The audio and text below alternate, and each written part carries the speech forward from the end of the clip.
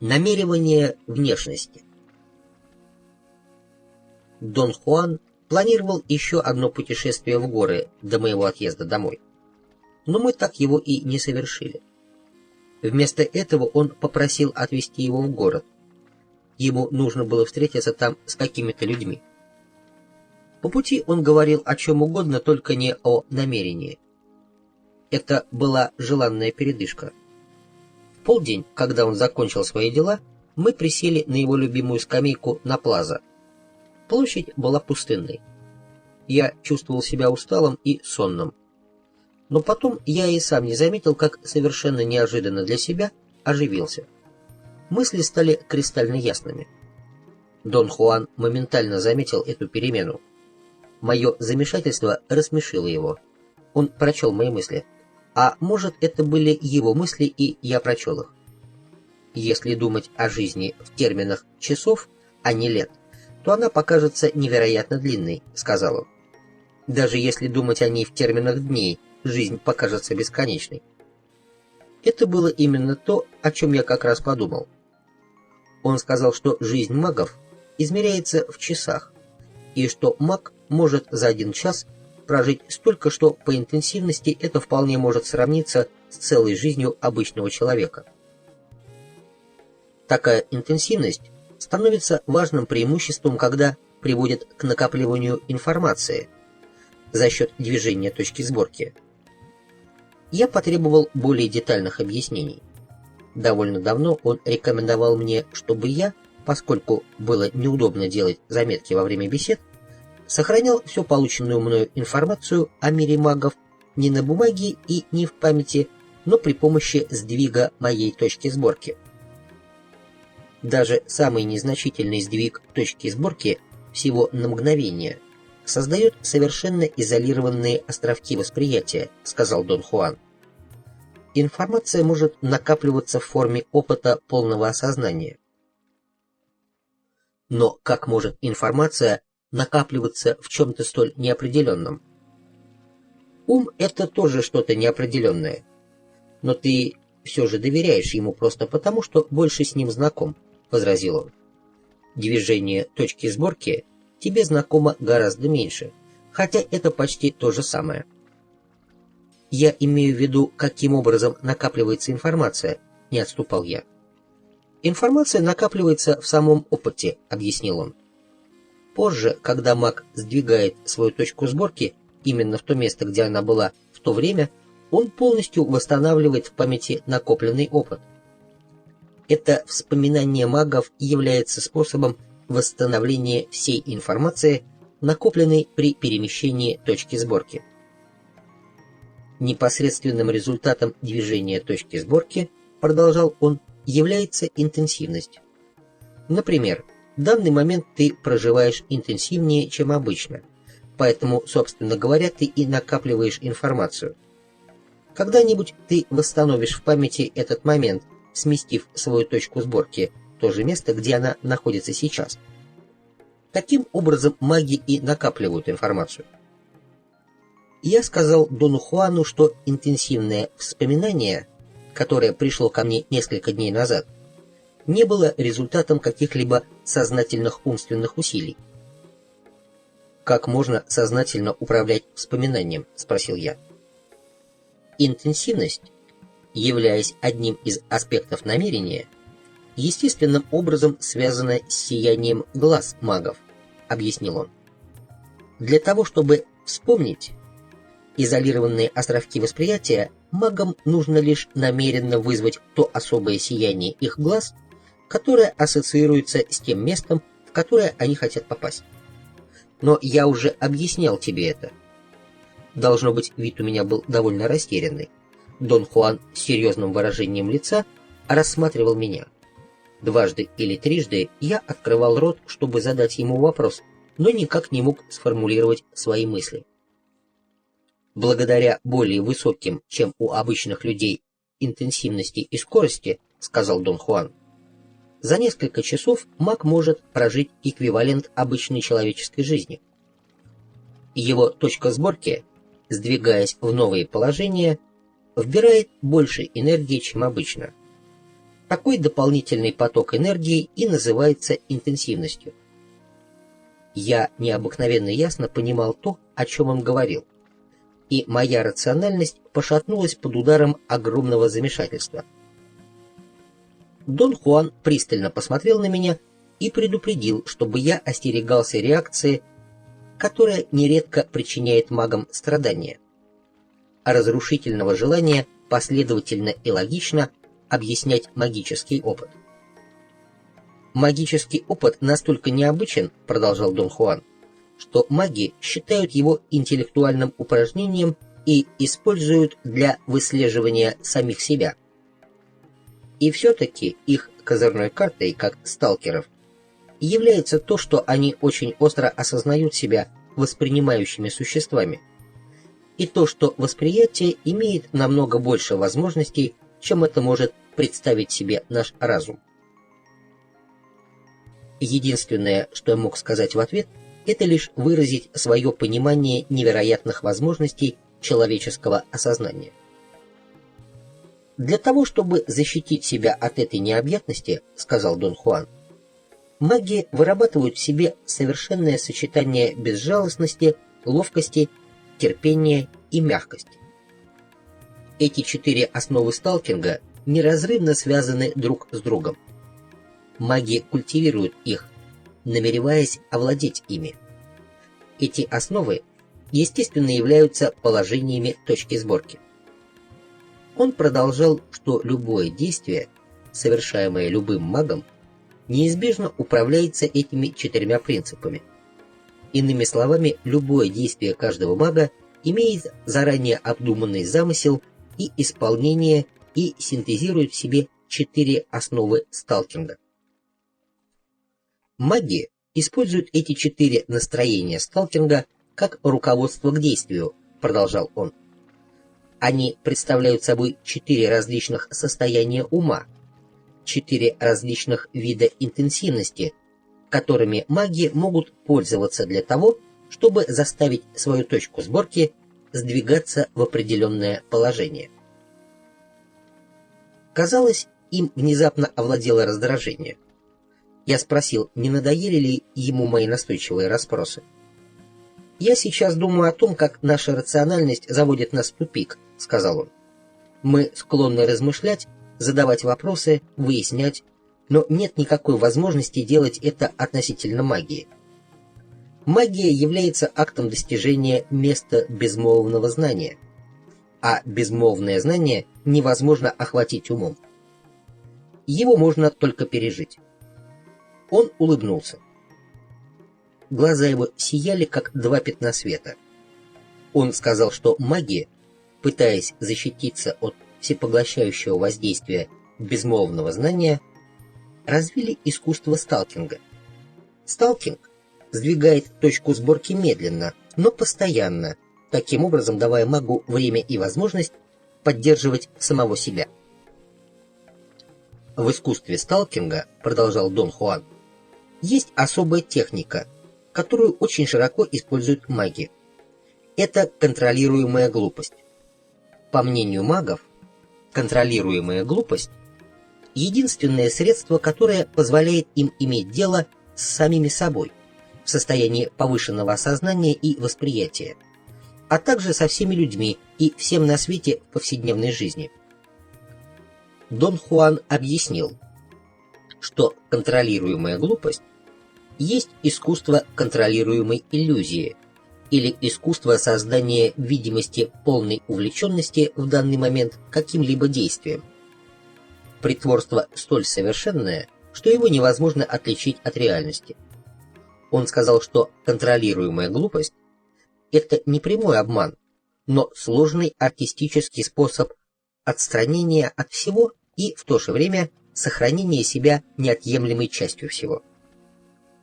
Контролируемая глупость — это искусство, продолжал Дон Хуан. Своеобразное искусство, обучиться которому очень нелегко. Многие маги не желают изучать его, и не потому, что оно в основе своей порочно, но потому, что для его практики требуется слишком много усилий. Дон Хуан признал, что сам он добросовестно практиковал контролируемую глупость хотя это и не доставляло ему особого удовольствия.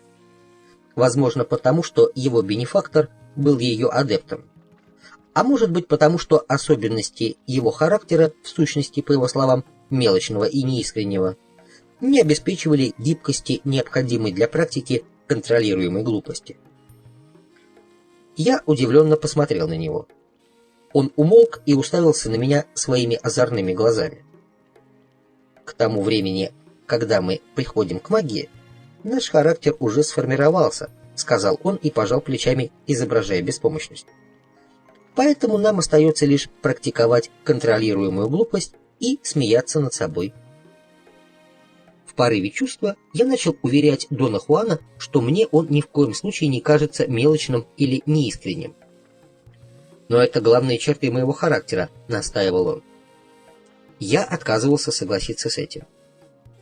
Сталкеры, практикующие контролируемую глупость, полагают, что все многообразие человеческих личностей можно разделить на 3 категории, сказал он, улыбаясь, как бывало всякий раз, когда он собирался сообщить мне что-то новое. «Но это же абсурд», — возразил я. «Поведение человека слишком сложно, чтобы его можно было так просто свести всего лишь к 3 категориям». «Сталкеры говорят, что мы не настолько сложны, как мы порой о самих себе думаем», — ответил он. «Они говорят, что каждый из нас принадлежит к одной из 3 групп. Если бы я находился в обычном состоянии осознания, я принял бы его слова за шутку. Но сейчас, когда мой ум был в высшей степени ясным, а мысли острыми, я чувствовал, насколько он серьезен». «Ты это серьезно?» — спросил я как можно более вежливо. «Совершенно серьезно», — ответил он и рассмеялся. Этот смех немного снял мое напряжение. Дальнейшие его объяснения касались классификационной системы сталкеров. По его словам, люди, относящиеся к первой группе, являются идеальными секретарями, помощниками-компаньонами. Их личность отличается большой подвижностью, но такая подвижность неплодотворна. Однако они внимательны, заботливы, в высшей степени привязаны к дому, в меру сообразительны, имеют чувство юмора и приятные манеры, милы, деликатны. Иными словами, лучше людей и не сыщешь. Однако у них имеется один огромный недостаток. Они не могут действовать самостоятельно. Им всегда требуется некто, кто бы руководил ими. Под чьим-то руководством, каким бы жестким и противоречивым ни было это управление, они изумительны, лишившись его, погибают. Люди, относящиеся ко второй группе, наоборот, совершенно неприятны. Они мелочны, мстительны, завистливы, ревнивы, эгоистичны. Они говорят исключительно о самих себе и требуют, чтобы окружающие разделяли их взгляды. Они всегда захватывают инициативу, даже если это и не приносит им спокойствия. Им совершенно не по себе в любой ситуации, поэтому они никогда не расслабляются. Они ненадежны и никогда ничем не бывают довольны. И чем ненадежнее они, тем более опасными становятся.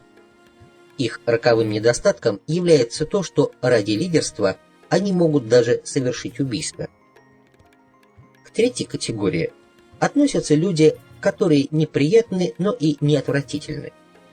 Они никому не подчиняются, равно как и не стараются произвести впечатление. Они, скорее всего, безразличны. У них сильно развито самомнение, исключительно на почве мечтательности и размышления о собственных желаниях. В чем они действительно могут преуспеть, так это в ожидании грядущих событий. Они ждут, когда их откроют и завоюют, и с необыкновенной легкостью питают иллюзии относительно того, что впереди их ждет множество свершений, которые они обещают претворить в жизнь. Но они не действуют, поскольку на самом деле не располагают необходимыми средствами. Дон Хуан сказал, что себя он относит ко 2-й группе, после чего он предложил мне отнести себя самого к какой-нибудь из названных групп, чем невероятно меня смутил. Он смеялся так сильно, что почти катался по земле. Затем он снова велел мне отнести себя к одной из групп, и тогда я нехотя предположил, что являюсь комбинацией всех 3. «Не надо подсовывать мне эту комбинационную чепуху», — сказал он, все еще смеясь. «Мы простые существа, и каждый из нас относится к одной из 3 групп. Я полагаю, что ты относишься ко второй. Сталкеры называют ее представителей пердунами». Я было начал протестовать, что предложенная им классификация унизительна, но решил воздержаться от длинной тирады. Я лишь заметил, что если сказанное о 3 типах личности истинно, то каждый из нас пожизненно привязан к определенному типу, не имея возможности ни измениться, ни освободиться. Он признал, что дело именно так и обстоит. Несмотря на это, один шанс на освобождение все-таки остается. Давным-давно маги установили, что все мы можем относиться к одной из этих групп лишь вследствие существования нашей саморефлексии. «Наша беда в том, что мы принимаем себя всерьез», — сказал он. «Какой из 3 групп относится наш образ себя, имеет значение лишь вследствие нашего чувства собственной важности. Если мы избавляемся от этого чувства, нам больше нет дела до того, к какой группе мы принадлежим». «Я всегда буду оставаться пердуном», — продолжал он, трясясь от смеха. «И ты тоже. Но сейчас я пердун, который не принимает себя всерьез, чего нельзя сказать о тебе». Я был возмущен. Мне хотелось спорить, но для этого потребовалось бы слишком много энергии. Эхо его смеха, прокатившееся по пустынной площади, показалось мне каким-то сверхъестественным. Он сменил тему разговора и быстро перечислил основные ядра, о которых мы уже говорили. Проявление духа, толчок духа, уловка духа, нисхождение духа, требование намерения, управление намерением. Он вновь назвал их все, как бы давая мне возможность твердо их запомнить. Затем он кратко повторил все, что говорил мне ранее относительно ядер.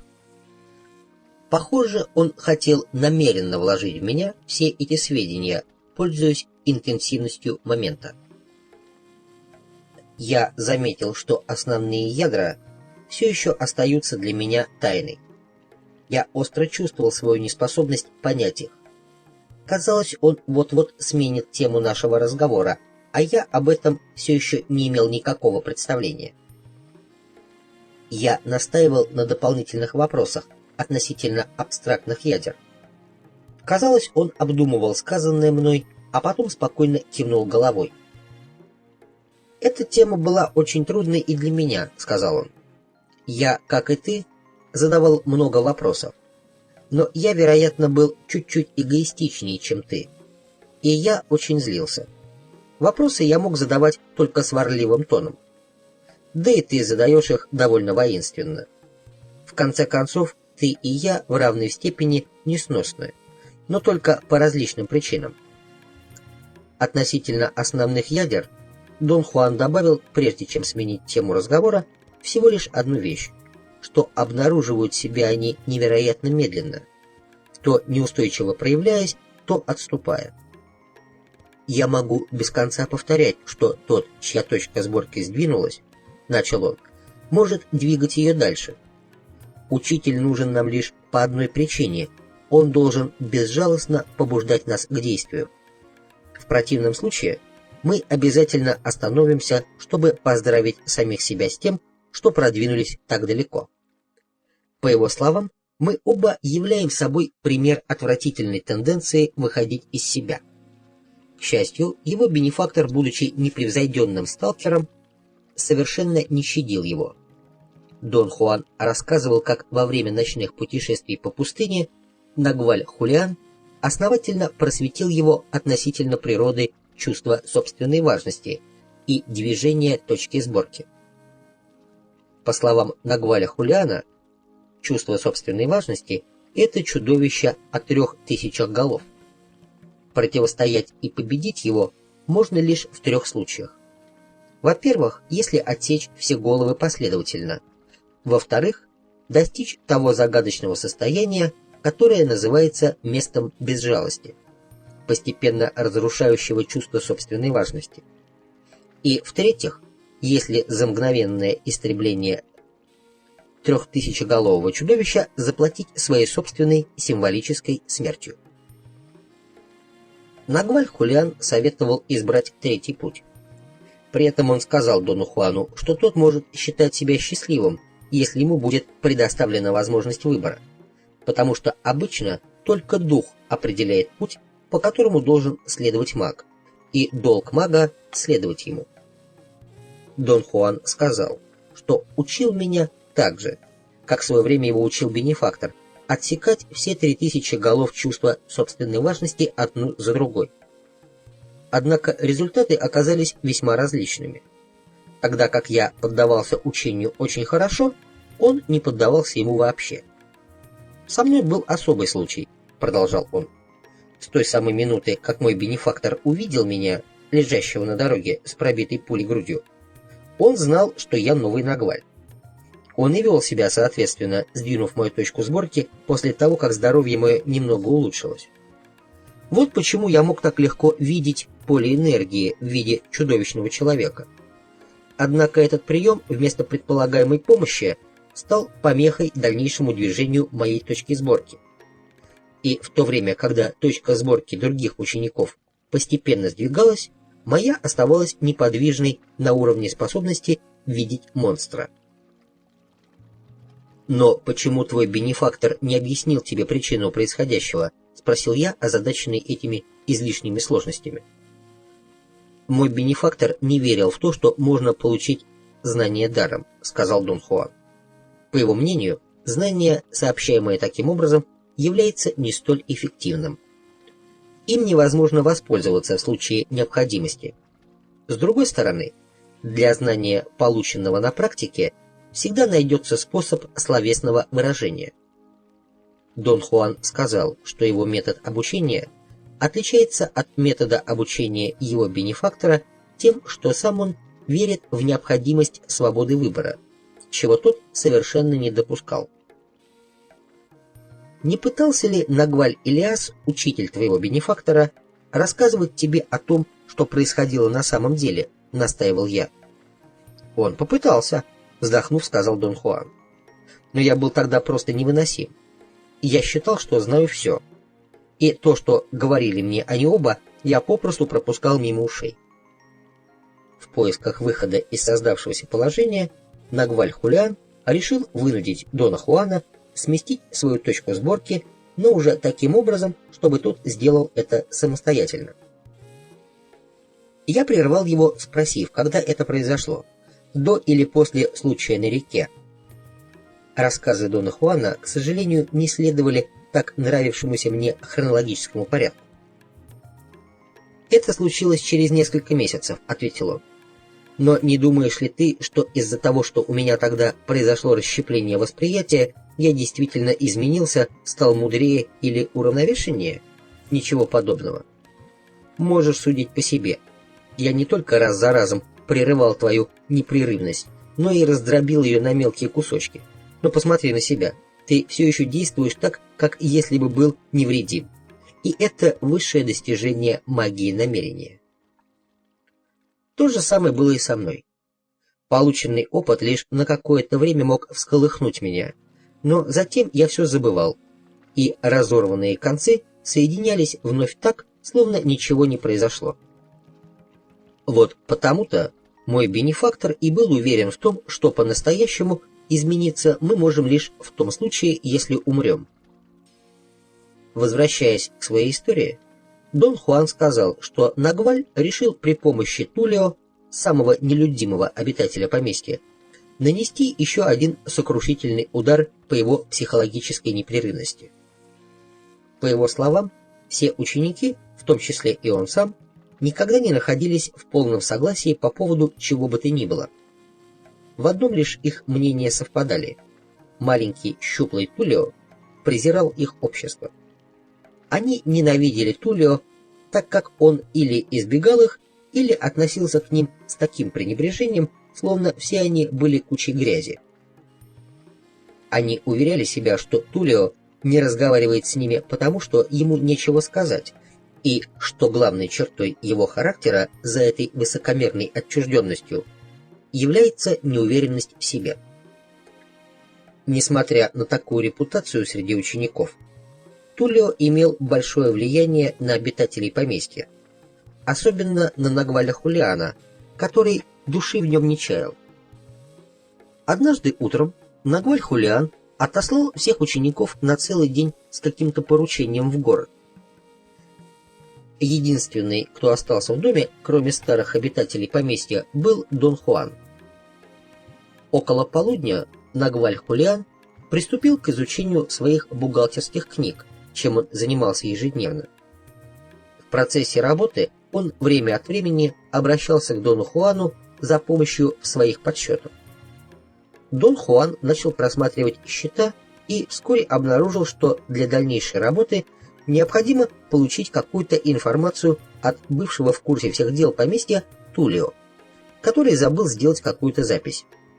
Нагваль Хулиан ужасно рассердился, узнав об оплошности Тулио, чему Дон Хуан втайне обрадовался. Нагваль нетерпеливо приказал Дону Хуану найти Тулио, который присматривал за работниками в поле, и немедленно привести его. Дон Хуан, предвкушая, как он досадит Тулио, пробежал по полю около полумили в сопровождении одного из батраков, который, как обычно, охранял его от монстра. Он нашел Тулио, наблюдавшего за работниками по своему обычаю с некоторого расстояния. Дон Хуан заметил, что Тулио с явным отвращением избегает людей и предпочитает наблюдать за ними издалека. Грубым и подчеркнуто повелительным тоном Дон Хуан потребовал, чтобы Тулио отправился с ним в дом, поскольку он нужен Нагвалю.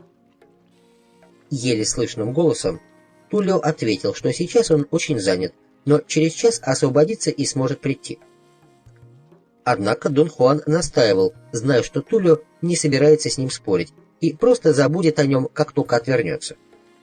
Поэтому он был обескуражен, когда Тулио вдруг стал выкрикивать непристойности в его адрес. Это было настолько не похоже на Тулио, что батраки даже перестали работать, в недоумении поглядывая друг на друга. Дон Хуан был уверен, что они никогда не слышали, чтобы Тулио повышал голос, и тем более не слышали его грубой брани. Он сам был настолько удивлен, что стал нервно посмеиваться. Это буквально разъярило Тулио, который даже швырнул в Дона Хуана камнем. Тот увернулся. Дон Хуан со своим телохранителем немедленно бросились домой. У входной двери они налетели на Тулио, тихо беседовавшего и смеявшегося над чем-то с кем-то из женщин. Тот отвернулся, сделав вид, что, как обычно, не замечает Дона Хуана. Дон Хуан стал гневно отчитывать его за то, что тот уклоняется от немедленного выполнения приказа Нагваля.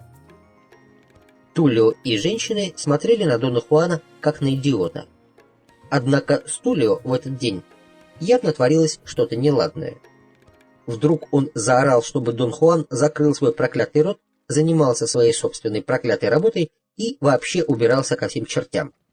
Он во всеуслышание обвинил Дона Хуана в попытке выставить его в неприглядном свете перед Нагвалем Хулианом. Женщины разинули рты от изумления, с неодобрением поглядывая на Дона Хуана. Они стали успокаивать Тулио, а Дон Хуан приказал ему идти в кабинет Нагваля разбираться в счетах. Тулио послал его к черту. Дона Хуана трясло от гнева. Простая задача спросить Тулио о счетах обратилась в кошмар. Он пытался успокоиться. Женщины пристально рассматривали его, что опять привело его в ярость. Ничего не говоря, он поспешил в кабинет Нагваля. Тулио вновь заговорил с женщинами, продолжая тихо посмеиваться, как бы радуясь удачному розыгрышу. Дон Хуан был страшно удивлен, когда, войдя в кабинет, застал там Тулио, сидевшего за столом Нагваля и поглощенного счетами. Дону Хуану невероятным усилием воли удалось сдержать свой гнев. Он улыбнулся Тулио. У него больше не было к нему претензий. Вдруг он понял, что Нагваль Хулиан использовал Тулио, чтобы испытать его и проверить, не выйдет ли он из себя. Однако в этом удовольствии он ему отказывал. Не отрываясь от своих подсчетов, Тулио сказал, что если Дон Хуан ищет Нагваля, то может найти его в другом конце дома. Дон Хуан побежал туда и действительно обнаружил Нагваля, медленно прогуливающегося с Тулио по внутреннему дворику. Казалось, Нагваль был совершенно поглощен беседой с Тулио. Тулио мягко подтолкнул Нагваля и тихим голосом сообщил ему, что пришел помощник. Нагваль бесстрастно объяснил Дону Хуану все о счетах, над которыми они работали. Объяснение было длинным и обстоятельным. Затем он сказал, что Дону Хуану остается лишь принести бухгалтерскую книгу, чтобы они могли сделать запись, и Тулио расписался бы в ней. Дон Хуан не понимал, что происходит. Обстоятельное объяснение и бесстрастный тон Нагваля Хулиана говорили о будничности происходящего. Тулио нетерпеливо приказал Дону Хуану поскорее принести книгу, так как он торопится. Его ждут в другом месте. С этого момента Дон Хуан начал чувствовать, что из него делают клоуна. Он знал, что Нагваль явно что-то задумал. Его глаза странно блестели. Это всегда было для Дона Хуана признаком его очередной дьявольской шутки. Кроме того, Тулио за этот день произнес больше слов, чем за предыдущие 2 года пребывания Дона Хуана в этом доме. Не говоря ни слова, Дон Хуан вернулся в кабинет. Как он и ожидал, Тулио уже был там. В ожидании Дона Хуана он сидел на краю скамьи и нетерпеливо притопывал массивным каблуком ботинка. Вручив Дону Хуану книгу счетов, за которой тот пришел, Тулио приказал ему убираться. Несмотря на то, что Дон Хуан уже был готов к такому приему, он удивился. Он уставился на этого человека, который вдруг рассердился и стал браниться. Дон Хуан с трудом подавил приступ гнева, продолжая внушать себе, что это всего лишь испытание его характера. Перед ним живо предстала картина изгнания из дома как провалившего испытания. Совершенно сбитый с толку, Дон Хуан, однако, не утратил способности изумляться скорости, с которой Тулио успевал везде оказываться на прыжок раньше него. Дон Хуан предвидел, конечно, что Тулио окажется рядом с Нагвалем, когда он принесет книгу счетов, и все же, увидев, что Тулио снова опередил его, он хотя и не удивился, но отнесся к его появлению недоверчиво. Ведь только что он промчался сквозь дом кратчайшим путем, и Тулио никак не мог бежать быстрее. К тому же в этом случае Тулио пришлось бы бежать рядом с Доном Хуаном. Нагваль Хулиан принял бухгалтерскую книгу из рук Дона Хуана с безразличным видом. Он что-то в ней записал, а Тулио расписался. Затем они снова заговорили о счетах, не обращая на Дона Хуана никакого внимания, а тот стал пристально рассматривать Тулио. Дон Хуан пытался понять, что же за испытание они для него придумали. Наверное, думал он, проверяется его способность к выдержке. В конце концов, в этом доме она всегда была предметом недовольства. Нагваль отпустил Дона Хуана, сказав, что хочет обсудить дела наедине с Тулио. Дон Хуан тут же бросился искать женщин, желая узнать их мнение по поводу этих странных событий. Однако, сделав несколько шагов, он наткнулся на 2 из них в сопровождении Тулио. Все 3 оживленно беседовали. Дон Хуан заметил их раньше, чем они его, и бросился назад к Нагвалю. Тулио был на прежнем месте и разговаривал с Нагвалем. Невероятная мысль закралась в голову Дона Хуана. Он бросился в кабинет. Тулио был там погруженный в свои счета и даже не поднял голову при появлении Дона Хуана. Тот спросил, что все это значит. Тулио на этот раз был таким, как обычно, и не удостоил Дона Хуана ни ответом, ни даже взглядом. И тут его пронзила еще одна невероятная мысль. Он побежал в конюшню, оседлал 2 лошадей и попросил человека, бывшего этим утром его телохранителем, сопровождать его снова. Они прискакали туда, где не так давно видели Тулио, и застали его на прежнем месте. Он не стал говорить с Доном Хуаном, только пожал плечами и отвернулся, когда тот обратился к нему с вопросом. Тогда Дон Хуан и его телохранитель поскакали назад в поместье. Дон Хуан быстро спешился и, оставив лошадей под присмотром этого человека, ворвался в дом. Тулио завтракал в обществе женщин. Он также беседовал с Нагвалем и работал над своими книгами. У Дона Хуана подкосились ноги. Его прошиб холодный пот страха. Он знал, что Нагваль испытывает его при помощи одной из своих ужасных шуток. Обдумав свое положение, он решил, что действовать можно в 3 направлениях. Во-первых, сделать вид, что не происходит ничего из ряда вон выходящего. Во-вторых, попытаться самому понять смысл испытания.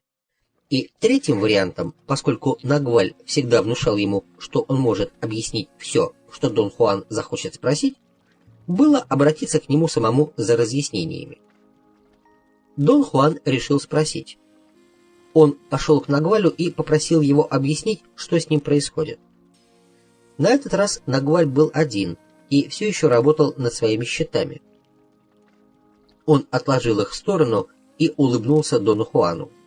По его словам, неделание, которому он обучал Дона Хуана, могло бы стать средством для отсечения 3000 голов чувства собственной важности, но в отношении Дона Хуана такие средства оказались совершенно неэффективными. Поэтому он применил второй метод разрушения чувства собственной важности, предполагавший введение Дона Хуана в такое состояние, которое называется местом без жалости. Дон Хуан был убежден, что Нагваль Хулиан совсем рехнулся. Слушая его рассказ о неделании или о чудищах с 3000 голов и местах без жалости, Дон Хуан почти проникся жалостью к нему самому. Нагваль Хулиан очень спокойно попросил Дона Хуана сходить в сарай, находившийся под навесом во дворе, и привести Тулио. Дон Хуан вздрогнул, едва удержавшись, чтобы не рассмеяться. Действия Нагваля были слишком очевидны. Дон Хуан знал, что Нагваль хочет с помощью Тулио продолжить испытание. Тут Дон Хуан прервал свой рассказ и спросил меня, что я думаю о поведении Тулио. Я ответил, что, исходя из своих знаний о мире Нагваля, я считаю Тулио магом, который весьма искусно, сдвигая свою точку сборки, создавал у Дона Хуана впечатление о своем пребывании сразу в 4 местах одновременно. «Ну и как ты думаешь, что я обнаружил в сарае?» — спросил Дон Хуан, широко улыбаясь. «Очевидно, там был Тулио или не было никого», — ответил я. «Но если бы случилось одно из двух, то моя непрерывность не пострадала бы», — сказал Дон Хуан. Я попытался представить самое невероятное и сказал, что, возможно, в сарае было тело сновидения Тулио, напомнив при этом Дон Хуану, что он и сам делал нечто подобное со мной при помощи одного из членов его партии магов. Дон Хуан решительно отверг мое предположение. То, что я обнаружил, было шуткой, не укладывающейся в рамки реальности, и все же это не было чем-то странным, противоречащим законам мира, в котором мы живем. Как, по-твоему, что это было? Я сказал, что терпеть не могу, когда он говорит загадками. Принимая во внимание все те странные вещи, которые он когда-то проделывал со мной, я мог бы ожидать еще больших странностей, но поскольку это было не по правилам, я отказался гадать. Когда я вошел в сарай, я полагал, что Тулио прячется где-то поблизости, сказал Дон Хуан. Я был уверен, что следующим этапом испытания станет бешеная игра в прятки. Тулио собирался свести меня с ума, скрываясь в этом сарае. Но ничего похожего на то, к чему я мысленно приготовился, не произошло. Я вошел в сарай и увидел там сразу 4 Тулио. «Что значит 4 Тулио?» — спросил я. В сарае было 4 мужчин, и все они были Тулио. Можешь представить себе мое изумление? Все они сидели в одинаковых позах со скрещенными ногами, плотно прижавшись друг к другу. Они ожидали меня. Я взглянул на них и с диким воплем выскочил из сарая. Мой бенефактор повалил меня на землю у самой двери. И тогда, уже по-настоящему испуганный, я увидел, как 4 Тулио вышли из сарая и направились ко мне. Я вопил и вопил, пока все 4 щипали меня своими твердыми пальцами, словно стая огромных птиц. Я вопил до тех пор, пока не почувствовал, как что-то во мне поднялось, и я вошел в состояние предельного безразличия. Никогда раньше в своей жизни я не ощущал ничего более необычного. Сбросив с себя всех Тулио, я встал. Они продолжали щекотать меня. Не обращая на них внимания, я повернулся прямо к Нагвалю и попросил его объяснить мне, кто были эти 4 мужчин. По словам Нагваля Хулиана, они были образцовыми сталкерами. Нагваль Ильяс, их учитель, придумал для них имена. В качестве упражнения в контролируемой глупости он взял испанские числительные uno, dos, tres, cuatro, 1, 2, 3, 4, прибавив к каждому из них имя Тулио, и получил следующие имена: Тулиуно, Тулиодо, Тулите, Туликуатро. Нагваль Хулиан представил всех по очереди Дон Хуану. 4 мужчин стояли, выстроившись в ряд. Дон Хуан посмотрел каждому из них в лицо, поздоровался кивком головы, и те тоже кивнули ему. Нагваль сказал, что все 4 являются до такой степени талантливыми сталкерами, Дон Хуан имел возможность убедиться в этом, что просто не существует слов для похвал.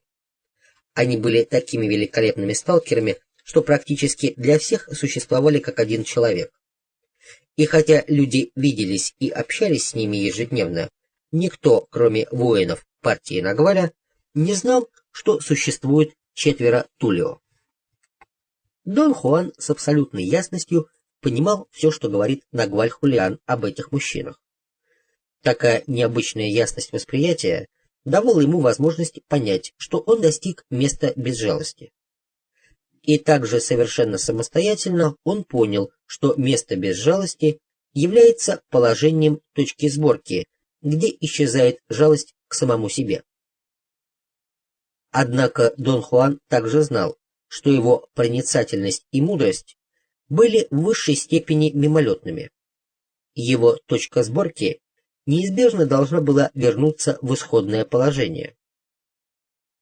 Когда Нагваль Хулиан спросил Дона Хуана, нет ли у него каких-либо вопросов, тот понял, что ему скорее следует уделить гораздо больше внимания объяснениям Нагваля, чем выдвигать свои собственные предположения. Дон Хуан хотел знать, каким образом все 4 Тулио создавали впечатление, что существовал только один человек. Он был страшно заинтересован, поскольку понял, что на самом деле они не являются точной копией друг друга. Правда, они носили одинаковую одежду, были примерно одного и того же возраста, телосложения и роста. На этом их сходство заканчивалось. И все же, даже при ближайшем рассмотрении, он мог бы поклясться, что существует только один Тулио. Нагваль Хулиан объяснил, что глаза человека привыкли фокусироваться на самых заметных деталях, чего бы то ни было, и что об этих деталях мы знаем заранее. Поэтому искусство сталкеров заключается в создании впечатления посредством выбранных ими деталей, которые, как они знают, обязательно привлекут внимание наблюдателя. Искусно усиливая определенные впечатления, сталкеры могут создать у наблюдателя абсолютную убежденность в том, что видят его глаза.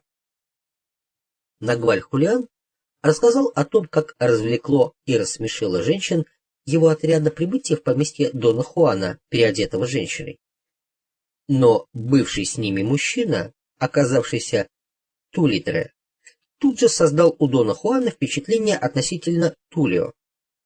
Он слегка повернул голову, чтобы скрыть свое лицо, презрительно пожал плечами, желая показать, что все это ему надоело, и пошел прочь. По дороге он тихонько смеялся, но так, чтобы этого никто не видел.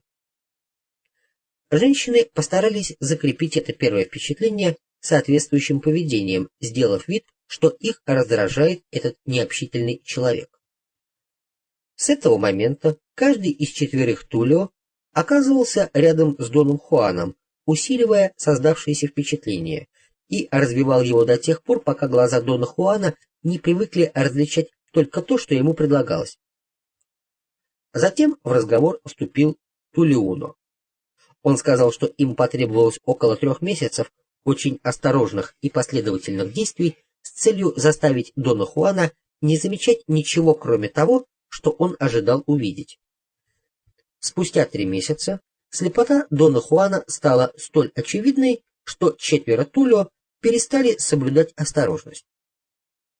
В доме они вели себя как обычно. Они даже перестали носить одинаковую одежду, и все же Дон Хуан не замечал разницы. Когда в доме появились новые ученики, с 4 Тулио пришлось начинать все сначала. На этот раз задача была потруднее, поскольку учеников было много, и все они были наблюдательными. Дон Хуан спросил у Тулиуно о внешности Тулио. В ответ Тулиуно сказал, что, как считает Нагваль Илиас, внешность является сущностью контролируемой глупости, поэтому сталкеры создают ее своим намерением, а не с помощью каких-либо ухищрений. Ухищрения придают внешности неестественность, и глаз сразу замечает обман. Таким образом, внешность, вызванная намерением, это просто упражнение для сталкеров. Следующим заговорил Тулитре. Он сказал, что внешность и спрашивается у духа. О внешности спрашивают. Ее интенсивность призывают. Ее никогда не создают рациональным путем. О внешности Тулио нужно было узнать у духа. И чтобы ускорить это, Нагваль Илиас поместил всех 4 в крохотную уединенную комнатку-кладовку, где дух говорил с ними. Дух сказал, что прежде всего им необходимо намереваться достичь однородности. Через 4 недели полной изоляции они обрели такую однородность. По словам Нагваля Илиаса, намерение слило их воедино, и они приобрели уверенность в том, что индивидуальные особенности каждого останутся незамеченными. Теперь им оставалось и спросить именно такую внешность, которую будут воспринимать посторонние наблюдатели. Им пришлось немало потрудиться, чтобы усовершенствовать ее. Под руководством своего учителя они сконцентрировали внимание на каждой детали, которая могла бы сделать ее еще совершеннее. 4 Тулио продемонстрировали Дону Хуану все наиболее характерные черты Тулио: преувеличенные жесты презрения и надменности, резкий поворот головы вправо, изображавший гнев, поворот всем корпусом таким образом, чтобы левым плечом закрыть часть лица, резкий взмах рукой над глазами, будто бы для того, чтобы откинуть волосы со лба, а также походка подвижного, но нетерпеливого человека, который слишком нервничает, чтобы решить, какой путь ему лучше выбрать. По словам Дона Хуана, все эти особенности поведения, а также десятки других, создали незабываемый характер Тулио. Фактически он был настолько незабываем, что для того, чтобы воскресить его в памяти, Дона Хуана и других учеников, любому из Тулио достаточно было всего лишь намекнуть на какую-либо деталь, и Дон Хуан с другими учениками тут же дорисовывали остальное сами.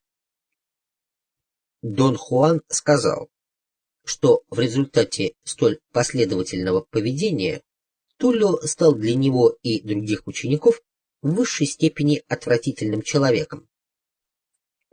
Однако, если бы они поглубже заглянули в себя, то поняли бы, что Тулио сам навязал им такое представление о себе. На самом деле он был легким, загадочным и производил, сознательно или бессознательно, впечатление, что он подобен тени. Дон Хуан спросил у Тулиуно, как они призывали намерение. Тулиуно объяснил, что сталкеры призывают намерение громкими голосами. Обычно это происходило в маленькой темной уединенной комнате. На черный стол ставилась свеча, чтобы пламя находилось буквально в нескольких дюймах от глаз, затем медленно произносилось слово «намерение» ясно и вдумчиво. Оно произносилось столько раз, сколько, как чувствовал каждый, это было необходимо. Интенсивность звука поднималась и падала без какой-либо мысли на этот счет. Тулиуна подчеркнул, что неотъемлемой частью вызова намерения была полная концентрация на том, чего намеревались. В данном случае, например, они концентрировались на своей однородности и на внешности Тулио. Однако, после того, как намерение слило их воедино, им потребовалось еще около 2 лет, чтобы убедиться в том, что их однородность и внешность Тулио кажется правдоподобной для глаз наблюдателей. Я спросил Дона Хуана, что он думает об их методе вызова намерения. Он сказал, что его бенефактор, как и Нагваль Илиас, были в большей степени приверженцами ритуальных действий, чем он сам. Поэтому им нравилось использовать для этой цели свечи, темные комнаты и черные столы. Я как бы невзначай заметил, что испытываю непреодолимую тягу к ритуальным обрядам. Ритуал казался мне главным действием, способствовавшим концентрации внимания. Дон Хуан воспринял мои слова очень серьезно. Он сказал, что видел мое тело как энергетическое поле, в котором имелось яркое пятно, находившееся справа в нижней части светящегося кокона. Насколько ему известно, такой особенностью обладали все маги древности и жадно искали ее у других. Наличие яркой светимости, как они полагали, свидетельствует об энергетичности и склонности к истощению. Темным магам тех времен доставляло удовольствие овладевать этой чернотой и связывать ее с темной стороной человеческого существа. Но тогда выходит, что злая сторона у человека все-таки есть, сказал я торжествующе. А ты всегда отрицал это. Ты всегда говорил, что зла не существует, что существует лишь сила. Я был сам удивлен своей вспышкой. Мгновенно дало знать о себе мое католическое воспитание. В моем воображении возник властелин тьмы, более величественный, чем сама жизнь. Дон Хуан смеялся до тех пор, пока не закашлялся. «У нас действительно есть темная сторона», — сказал он наконец. «Мы убиваем, не задумываясь, так ведь? Мы сжигаем людей во имя Бога. Мы истребляем самих себя, мы уничтожаем жизнь на этой планете, мы губим Землю. Затем мы переодеваемся в рясы, и Бог разговаривает с каждым из нас. Что же он говорит нам? Он говорит: будьте хорошими мальчиками, а не то я накажу вас. Бог угрожает нам уже много столетий подряд. Однако это ничего не меняет. И не потому, что мы злы, а потому, что мы тупы. Да, у человека есть темная сторона, и ее называют глупостью. Я не проронил ни слова, но внутренне я аплодировал Дону Хуану, с восхищением отметив его искусство спорить. Уже в который раз он достойно парировал мои возражения. Немного помолчав, Дон Хуан объяснил, что по той же причине, по которой ритуальное действие заставляет обычных людей возводить огромные церкви, являющиеся памятниками чувству собственной важности, ритуал также заставляет магов строить здания истощения и одержимости. Вот почему обязанностью каждого нагваля является управление осознанием таким образом, чтобы оно устремилось непосредственно к абстрактному, свободе от долгов и залогов. Что ты имеешь в виду, Дон Хуан, под долгами и залогами? Ритуал овладевает нашим вниманием легче, чем что бы то ни было, сказал он. Однако слишком дорого приходится платить за это. Этой высокой ценой является энергетическое истощение, а истощение может стать тягчайшими долгами и залогами нашего осознания. Дон Хуан сказал, что осознание человека напоминает огромный заколдованный дом. Осознание повседневной жизни как бы пожизненно запечатано в одной из комнат этого дома. Мы входим в эту комнату через магические ворота рождения. Таким же образом мы выходим через другие магические ворота смерти.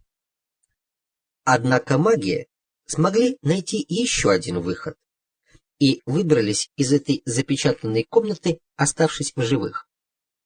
Это явилось их величайшим достижением. Но вершиной их достижений было то, что, вырвавшись из этой запечатанной комнаты, они выбрали свободу. Они решили совсем покинуть этот огромный дом, вместо того, чтобы затеряться в его бесчисленных комнатах. Истощение является антитезой приливу энергии, в котором осознание нуждается для обретения свободы. Истощение заставляет магов потерять путь, и тогда они начинают блуждать по запутанным и темным лабиринтам неизвестного. Я спросил у Дона Хуана, было ли истощение у четверки Тулио. «Странность нельзя считать истощением», — ответил он. «Тулио были исполнителями, нанятыми самим духом». Какой смысл Нагвалю Илиасу было обучать 4 Тулио именно так, а не иначе? — спросил я. Дон Хуан уставился на меня, а затем громко рассмеялся. В этот момент над площадью зажглись вечерние огни. Он встал со своей любимой скамейки и погладил ее ладонью, словно она и впрямь была его любимым животным. «Свобода», — сказал он. Он хотел, чтобы они были свободны от условностей восприятия, поэтому он учил их быть артистами, мастерами своего дела. Сталкинг — это искусство. Поскольку маг не является ни покровителем искусства, ни его продавцом, единственно важной вещью для него является сам процесс исполнения. Мы стояли у скамьи, глядя на прогуливающуюся по площади вечернюю публику. Рассказ Дона Хуана о 4 Тулио погрузил меня в какое-то ощущение предчувствия. Дон Хуан посоветовал мне возвращаться домой. Длительная автомобильная поездка в Лос-Анджелес, по его словам, даст возможность моей точке сборки окрепнуть после всех сдвигов, которым она подверглась за последние несколько дней. «Общество Нагваля очень утомительно», — продолжал он. «Это вызывает странную усталость. Оно даже может быть опасным». Я начал уверять его, что совершенно не чувствую усталости и что общение с ним уж никак не может повредить мне. Фактически, его общество действовало на меня как наркотик. Я не мог жить без него. Эти слова могли показаться лестью, но на самом деле я действительно имел в виду то, что сказал. Мы 3 или 4 раза прошлись по площади в абсолютном молчании. «Езжай домой и подумай об основных ядрах магических историй», — сказал Дон Хуан с ноткой завершенности в голосе. «Или, скорее, не стоит думать о них, но постарайся сдвинуть свою точку сборки в сторону безмолвного знания. Перемещение точки сборки — это все, но оно ничего не значит, если не является трезвым и контролируемым действием. Итак, закрой дверь саморефлексии. Будь безупречен, и у тебя будет достаточно энергии, чтобы достичь места безмолвного знания».